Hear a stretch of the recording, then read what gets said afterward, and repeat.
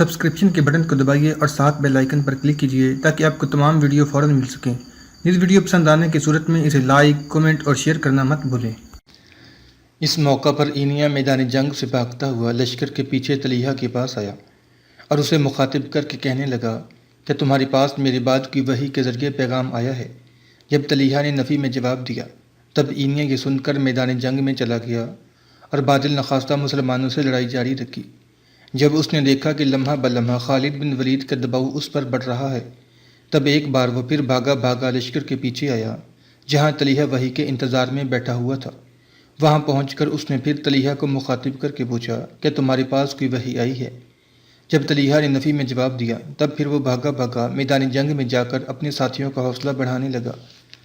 آخر جب اینیا نے دیکھا کہ خالد بن ولید کے ہاتھوں اس کی شکست بالکل قریب ہے تب وہ بڑی بیزاری کی حالت میں ایک بار پھر لشکر کے پیچھے طلیحہ کے پاس آیا اور پوچھا کہ تمہارے پاس وحی آئی ہے؟ طلیحہ نے کہا ہاں، جبرائیل آئے تھے۔ اس پر اینیا نے پوچھا انہوں نے کیا کہا؟ طلیحہ نے کہا وہ مجھ سے کہہ گیا ہے تیرے لیے وہی ہوگا جو تیری قسمت میں لکھا ہے۔ طلیحہ کا یہ جواب سن کر اینیا بڑا غضبناک ہوا۔ اس موقع پر اس نے نفرت بھرے انداز میں جنگ میں مشغول اپنے ساتھیوں کو بلند آواز میں مخاطب کر کے کہا میرے ساتھیوں، یہ طلیحہ جھوٹا اور کاذب ہے، تم لڑائی سے کنارہ کش ہو جاؤ۔ اینیا کی زبان سے ان کلمات کا کہنا تھا کہ مرتدین میدان جنگ سے بھاگ نکلے۔ بہت سے مرتد جنگ میں کام آئے، کچھ ایمان لے آئے۔ جس وقت اینیا میدان جنگ سے فرار ہو رہا تھا اس وقت طلیحہ نے اس سے پوچھا تو کہاں جا رہا ہے؟ اینیا نے جواب دیا ہماری جنگ تو ختم ہو چکی، اب تو جبرائیل سے کہے کہ وہ میدان جنگ میں آ کر لڑیں۔ جب خالد بن ولید کے ہاتھوں طلیحہ اور اس کے سارے ساتھیوں کو بدترین شکست ہوئی تو طلیحہ اپنی بیوی کے گھوڑے پر سوار ہو کر ارض شام میں بنو غسان کی طرف چلا گیا۔ اینیا کی بدقسمتی کہ جب خالد بن ولید نے بھاگنے والوں کا تعاقب کیا تو وہ گرفتار ہو گیا۔ اب خالد بن ولید نے اسے حضرت ابوبکر صدیق کی خدمت میں مدینہ بھیج دیا۔ طلیحہ بنو غسان کی طرف بھاگ گیا تھا لیکن فاروق اعظم کے زمانہ خلافت میں یہ شخص ایمان لایا اور لشکر اسلام کے ساتھ ہو کر دشمنان اسلام سے خوب لڑا۔ اس کے ساتھ ہی بنو اسد اور بنو غسان بھی سچے دل سے اسلام قبول کر گئے تھے۔ طلیحہ کے وہ ساتھی جو بھاگ نکلنے میں کامیاب ہو گئے اور انہوں نے اسلام کی طرف رغبت نہ کی، وہ بھاگ کر ایک عورت سلمہ بنت مالک بن حذیفہ کے پاس چلے گئے جو اس وقت سوا کے مقام پر قیام کیے ہوئے تھی، اور ان لوگوں نے اس عورت کو اپنا پیشوا بنا لیا۔ سلمہ حضور صلی اللہ علیہ وسلم کے زمانہ حیات میں قید ہو کر آئی تھی اور ام المومنین حضرت عائشہ نے اس کو آزاد کر دیا تھا۔ ایک دن حضور صلی اللہ علیہ وسلم حضرت عائشہ کے مکان پر تشریف لائے تو سلمہ کچھ دیگر عورتوں کے ساتھ وہاں موجود تھی۔ آپ صلی اللہ علیہ وسلم نے سلمہ سے مخاطب ہو کر اس کے ارتاد اور اسلام دشمنی سے آگاہ کیا۔ چنانچہ حضور صلی اللہ علیہ وسلم کی پیشگوئیوں کے مطابق اسلام لانے کے بعد وہ مرتد ہو گئی اور بنو غسان و حوازن اور بنو سلیم اور بنو اسد کے لوگوں کو اس نے اپنے گرد جمع کر لیا۔ جب خالد بن ولید کو اس کی اطلاع ملی تو وہ اپنے لشکر کو لے کر اس کی طرف بڑھے۔ سلمہ اپنے ساتھیوں کے ساتھ خالد بن ولید سے ٹکرائی۔ اس وقت وہ ایک اونٹنی پر سوار ہو کر اپنے ساتھیوں کو جنگ پر ابھار رہی تھی۔ اپنی حفاظت کے لیے سلمہ نے لگ بھگ 100 تیغ زنوں کو ارد گرد جمع کر رکھا تھا۔ جنگ کے دوران جب اس کی ناکہ زخمی ہو کر گر پڑی، سلمہ ماری گئی تو اس کے ساتھیوں کے اندر کھلبلی مچ گئی اور انہیں شکست ہوئی اور وہ اپنی جانیں بچا کر بھاگ گئے۔ اس طرح طلیحہ کے بعد خالد بن ولید نے سلمہ کے فتنہ کا بھی خاتمہ کر دیا۔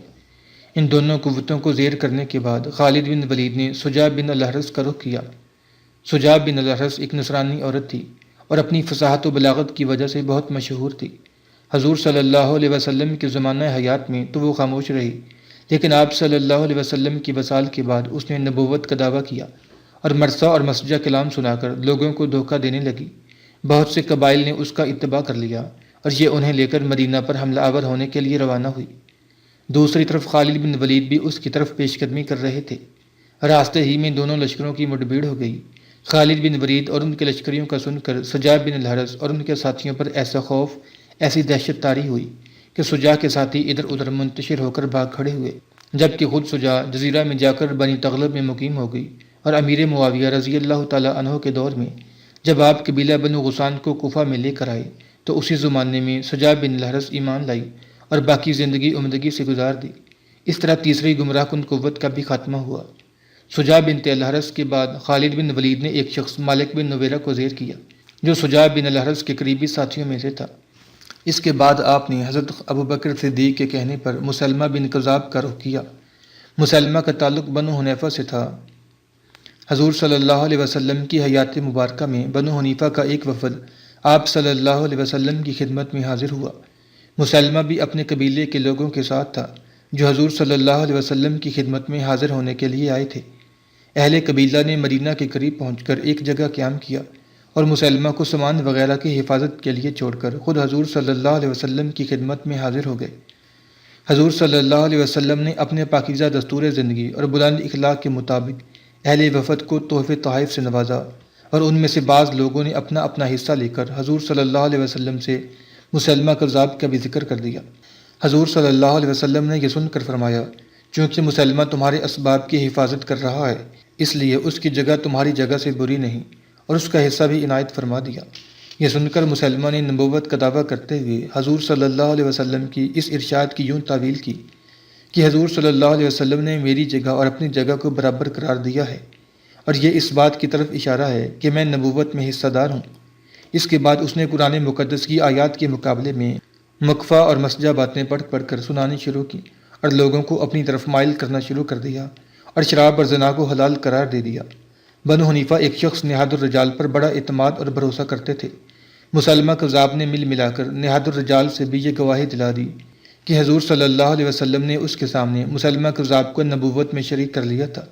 یہ سن کر ارد گرد کے قبائل پر اس کا بہت اثر ہوا، اور تھوڑے ہی دنوں میں مسلمہ کے ماننے والوں کی تعداد اچھی خاصی ہو گئی۔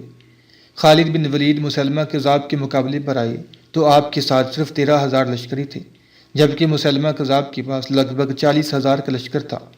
مسلمہ خود تو ایک باغ کے اندر بیٹھ گیا، اس باغ کا نام حدیقۃ الموت تھا، جبکہ اپنے لشکریوں کو خالد بن ولید کا مقابلہ کرنے کے لیے روانہ کیا۔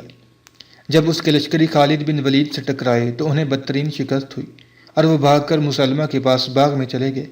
اس موقع پر کسی نے مسلمہ کو مخاطب کر کے کہا، وہ تیرا وعدہ کہاں گیا جو تیرا خدا تجھ سے کیا کرتا تھا؟ جواب میں مسلمہ شرمندگی کا مظاہرہ کرتے ہوئے کہنے لگا، ہر شخص اپنے اہل و عیال کے لیے لڑے، یہ موقع ان باتوں کے دریافت کرنے کا نہیں ہے۔ اب مسلمان خالد بن ولید کی سرکردگی میں حدیقۃ الموت کی طرف بڑھے، باغ کے اندر داخل ہو گئے۔ مسلمہ کذاب نے جب اپنی نجات کی کوئی صورت نہ دیکھی تو مجبوراً زرہ پہن کر اور اپنے منتخب ساتھیوں کو لے کر خود مسلمانوں سے لڑنے کے لیے نکلا۔ لڑائی کے دوران ایک تیر مسلمہ کے ایسا لگا کہ وہ اپنی جگہ سے حرکت بھی نہ کر سکا اور ٹھنڈا ہو گیا۔ کچھ مورخین کا یہ بھی خیال ہے کہ ایک صحابی ابن عمارہ نے نہایت جرأت کے ساتھ مسلمہ کذاب کے سر پر ایک تلوار ماری، جس سے وہ واصل جہنم ہو گیا۔ اس طرح بڑی جرأت مندی و جانثاری کا مظاہرہ کرتے ہوئے خالد بن ولید نے مرتدین اور نبوت کے جھوٹے دعویداروں کا خاتمہ کر دیا تھا۔ جو مسلمانوں کے اندرونی حالات درست ہو گئے تھے، اب بیرونی حالات کی طرف توجہ دی گئی تھی۔ یہ بیرونی حالات ایرانیوں اور رومنوں کے پیدا کردہ تھے۔ سب سے پہلے ایرانیوں کی طرف توجہ دی گئی۔ حضرت ابوبکر صدیق رضی اللہ تعالی عنہ نے حضرت خالد کو حکم دیا کہ وہ ایک لشکر لے کر ایرانیوں کے شہر ایلا کا رخ کریں۔ یہ شہر کم اور ایرانیوں کا مستقر زیادہ تھا، لہذا حضرت ابوبکر صدیق کا حکم ملتے ہی آپ ایک لشکر کے ساتھ ایرانیوں کے اس مستقر کی طرف بڑھے تھے۔ ایلا نام کی ایرانیوں کی لشکرگاہ کی طرف بڑھتے ہوئے خالد بن ولید نے اپنے لشکر کو 3 حصوں میں تقسیم کیا۔ ایک حصہ کی کمانداری مسنہ کے حوالے کی گئی اور انہیں مقدمۃ الجیش کے طور پر اپنے آگے روانہ کیا۔ دوسرا حصہ عتی بن سالم کی کمانداری میں دیا گیا اور ان کے حصے کے لشکر کو مسنہ کے پیچھے پیچھے روانہ کیا۔ لشکر کے تیسرے حصے کو خالد بن ولید نے اپنے پاس رکھا اور اس کے بعد آپ بھی روانہ ہوئے۔ تینوں لشکر الگ الگ راستوں سے ایرانیوں کی لشکرگاہ ایلا کی طرف بڑھے تھے۔ ساتھ ہی یہ بھی طے پایا کہ حصیر کے مقام پر تینوں لشکر اکٹھے ہو جائیں گے۔ غالباً یہ حکمت عملی اس لیے تیار کی گئی تھی کہ دشمن کو حملے کا صحیح مقام معلوم نہ ہو سکے اور وہ اپنی طاقت کو 3 مقامات کی طرف منتقل کرنے پر مجبور ہو جائے۔ ایلا کی ایرانی لشکرگاہ کا سالار ان دنوں ایک ایرانی ہرمز تھا۔ اس نے اسلامی لشکر کی آمد کی اطلاع پا کر ایران کے شہنشاہ اردشیر کو صورتحال سے آگاہ کر دیا اور خود اپنے لشکر کو منظم کر کے کوازم کے مقام پر پہنچا، جو بصرہ سے 2 منزل کے فاصلے پر ایک ساحلی مقام ہے۔ اس کے بعد جب اسے اطلاع ملی کہ مسلمان حصیر کے مقام پر جمع ہو رہے ہیں تو اس نے اس طرف کا رخ کیا، لیکن خالد نے کوازم کی طرف کوچ کر دیا، جس کی بنا پر ہرمز اپنے لشکر کے ساتھ پلٹا اور کوازم کے مقام کا رخ کیا۔ ایرانی سالار ہرمز کو اس بات کا پورا احساس تھا کہ ایرانی لشکر مسلمانوں کی شجاعت سے بہت مرعوب ہیں، اس لیے اس نے یہ تدبیر کی کہ لڑنے والے اپنے لشکریوں کو لمبی لمبی زنجیروں سے ایک دوسرے کے ساتھ باندھ دیا جائے تاکہ کوئی بھاگنا چاہے تو بھاگ نہ سکے۔ اس لیے اس جنگ کو ذات السلاسل بھی کہا جاتا ہے۔ دونوں لشکر ایک کھلے میدان میں ایک دوسرے کے سامنے آئے۔ خالد بن ولید نے اپنے لشکر کا پڑاؤ ایک ایسے مقام پر کیا جہاں پانی نہ تھا۔ اس طرح حضرت خالد کے ہمراہیوں نے خالد بن ولید سے شکایت کی کہ جس جگہ ہم نے پڑاؤ کیا ہے وہاں پانی نہیں، اور پانی کے بغیر تو ہمارے لشکری موت کا شکار ہو جائیں گے۔ اپنے لشکریوں کے ان خدشات کے جواب میں خالد بن ولید نے فرمایا، صبر کرو، اللہ تعالیٰ مسبب الاسباب ہے۔ خالد بن ولید کا یہ جواب سن کر آپ کے لشکری انتہائی خاموشی کے ساتھ اپنے خیمے نصب کرنے لگے اور اپنا سامان اتارنے میں مصروف ہو گئے۔ اس کے بعد ایسا ہوا کہ تھوڑی ہی دیر بعد بادل کا ایک ٹکڑا آیا جس کے برسنے سے ارد گرد کے سب چشمے لبریز ہو کر رہ گئے تھے۔ جب دونوں لشکریوں نے اپنی صفیں درست کر لیں تب خالد بن ولید اپنے گھوڑے کو دوڑاتے ہوئے دونوں لشکریوں کے وسطی حصہ میں آئے اور ایرانیوں کو انفرادی مقابلے کے لیے پکارا۔ جواب میں ایرانیوں کا سپہ سالار ہرمز اپنے گھوڑے کو سرپٹ دوڑاتا ہوا اپنے لشکر سے نکلا اور خالد بن ولید کا مقابلہ کرنے کی ٹھانی۔ خالد بن ولید کے قریب آ کر ہرمز نے اپنے گھوڑے کو روکا، پھر انتہائی فخر اور گھمنڈ میں حضرت خالد کو مخاطب کر کے کہنے لگا، تم لوگوں کو ہمارے مقابل آنے کی جرت اور جسارت کیسے ہوئی؟ ہم ایرانی وہ قوم ہیں جنہوں نے اس سے پہلے دنیا کی بڑی بڑی اقوام، بڑے بڑے سرکشوں کو اپنے سامنے گھٹنے ٹیکنے پر مجبور کر دیا۔ ہمارے سامنے تمہاری حیثیت صحراؤں کے اندر سرگرداں سرابوں اور بے سمت چلنے والے جکڑوں سے بھی زیادہ اہمیت نہ تھی۔ ہم لوگ تمہیں بھولے بسرے لوگ خیال کرتے تھے۔ تم نے دوسری قوموں پر حملہ آور ہونے اور جلغار کرنے کی کیسے ٹھان لی ہے؟ ہرمز جب خاموش ہوا تب خالد بن ولید نے بڑے پرسکون انداز میں اسے مخاطب کر کے کہنا شروع کیا، ایرانیوں کے سالار، تمہارا کہنا درست ہے، اس میں کوئی شک نہیں۔ ہم وہم و گمان کی منزلوں میں سرگرداں رہتے تھے، جنوں کی راہوں پر اذیتوں میں رچے اجل زدہ خواب ہمارے مقدر کا ایک حصہ تھے، لیکن عرب کے ان صحراؤں کے اندر کائنات کے مالک نے ہماری راہبری و ہماری رہنمائی کے لیے ایک پیغمبر مبعوث کیا جس نے ہماری خرد کے پیچوں میں وحدانیت کے رنگ بھر دیے، پیار کی خوشبو، جذبوں کی حرارت و محبت کی تمازت و یکجہتی کی چکا چوند اور اخوت کی مٹھاس سے ہمیں ہمکنار کر دیا۔ اس میں کوئی شبہ نہیں، ہم اس سے پہلے بھٹکتے تصورات میں ٹھوکریں کھاتے پھرتے تھے۔ نارسائی کے قدموں کی دھول، خاک و جذبوں کا میلا دھواں ہمارا مقدر تھا۔ دوسری قوموں کے سامنے ہم وقت کی غیر مصروف چکی میں پستے رہتے تھے، لیکن اس محترم رسول نے آ کر ہمارے لیے بھولے بسرے الفاظ کو سوت و معنی کے پیرہن پہنا دیے۔ ہم لوگ آنسوؤں کے فسوں میں بے سنگ و میل راستوں پر دھکے کھاتے پھرتے تھے کہ کوئی ہمارے لیے حوصلوں کا امین، کوئی ہمارا ہم سفر نہ تھا۔ ہم بیچارگی کے مارے انسان اپنے ہی ہونے سے خوفزدہ تھے، لیکن آنے والا وہ رسول صلی اللہ علیہ وسلم کائنات کی روشن ترین سچائی بن کر ہمارے سامنے آیا، ہمیں منزلوں کی روشنی سے ہمکنار کیا، ہمارے لیے جمالیتی شعور کے خیابان اور رضوان کھڑے کر دیے۔ ہم نہیں جانتے تھے کہ سزا کیا ہے، جزا کیا ہے، خدا کیا ہے، نہ خدا کیا ہے، لیکن اللہ کے اس نیک اور مقدس انسان نے لا سے الہ تک کے سفر میں ہمیں ہمکنار کیا، صداقت کو ہمارا نجات دہندہ، خدا واحد کی بندگی کو ہمارا ہم سفر بنا دیا۔ ہم اس قابل ہیں کہ اس کے بھیجے ہوئے پیغام کی رہنمائی میں بڑی بڑی سرکش قوموں کی آنکھوں میں آنکھیں ڈال کر دیکھ سکیں، بڑے بڑے جابر، بڑے بڑے تمدن کے خوگر انسانوں کو اپنے سامنے جھکنے پر مجبور کر دیں۔ اے ایرانیوں کے سردار، تم لوگ انسان کے سامنے جھکتے ہو۔ ہمارے آنے والے اس محترم رسول نے ہمیں صرف خدا واحد کے سامنے سر جھکانے کا درس دیا۔ مقابلہ شروع ہونے سے پہلے یہ تو کہو تمہارا نام کیا ہے؟ ہرمز کی گردن اکڑ گئی، کہنے لگا، میرا نام ہرمز ہے، میں ایرانی لشکر کا سالار اعلیٰ ہوں۔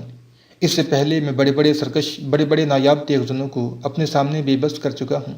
میں ایران کا ایک بے مثل تیغزن ہوں، آندھیوں سے دشمن کا نصیب لکھنے کا ہنر جانتا ہوں۔ سن، انفرادی مقابلے کے للکارنے والے ہم وہ لوگ ہیں جو تیز ہواؤں کی طرح بادبانوں میں گرہیں ڈال دیتے ہیں، سماعتوں میں اترتی صداؤں کی طرح اپنے مخالفوں کے لیے ظلم کی تلسان، ستم کی برسات اور دکھ کی میعاد بڑھاتے طوفان کھڑے کر دیتے ہیں۔ ہرمز کے ان الفاظ کے جواب میں خالد بن ولید کے چہرے پر خوشگوار مسکراہٹ نمودار ہوئی، پھر اسے مخاطب کر کے اب کہنے لگے، میرا نام خالد بن ولید ہے، تیغزنی اور آزادی ہمیں وراثت میں ملتی ہے، میں تمہیں پہلے حملہ آور ہونے کا موقع دیتا ہوں، جب میں تجھ پر حملہ آور ہو گیا تو پھر شاید تجھے میرے خلاف جاریت اختیار کرنے کا موقع ہی نہ ملے۔ ہرمز کے چہرے پر کبر و تجرد بھرا تبسم نمودار ہوا، پھر فخر اور گمنڈ میں کہنے لگا، جو الفاظ مجھے کہنا چاہیے تھے وہ تم نے ادا کر دیے ہیں۔ ہم ایرانی ہیں، جب اپنے کس دشمن کے خلاف حرکت میں آتے ہیں تو اجل کی سخت دہلیز پر اس کی حالت بیتے دنوں کی داستانوں سے بھی زیادہ ہولناک بنا دیتے ہیں۔ اپنے دشمن کی زندگی کو دکھ دے کر مضطرب کر دیتے ہیں اور زمین پر اس کے لیے درد کے اشک بیچ کر رکھ دیتے ہیں۔ یہاں تک کہنے کے بعد ہرمز رکا، پھر اپنی گفتگو کو آگے بڑھاتے ہوئے وہ کہہ رہا تھا، اس سے پہلے بڑے سر و سامان والے حکمران ہماری قوم سے ٹکرائے، لیکن ہم نے ان کی حیات کی مشعل کو بجھا دیا۔ ماضی میں میری قوم جب بھی مرگ کا نشان بن کر کسی کے خلاف حرکت میں آئی تو اس قوم کے تمام ہنستے شہر مقبرے ہو گئے، جوان بستیاں کھنڈروں میں تبدیل ہو گئیں، آباد راستے سنسان دلوں کی درخشندگی، کراہوں جان کی تابندگی بجھی شموں میں تبدیل ہو کر رہ گئی۔ ہم نے اپنے ہر دشمن کی راہداریوں کو خون آلود، اس کے محلوں کو بخار زدہ کیا۔ ہمارے حملوں کی وجہ سے ہر ذی جان پر رشا طاری ہوا۔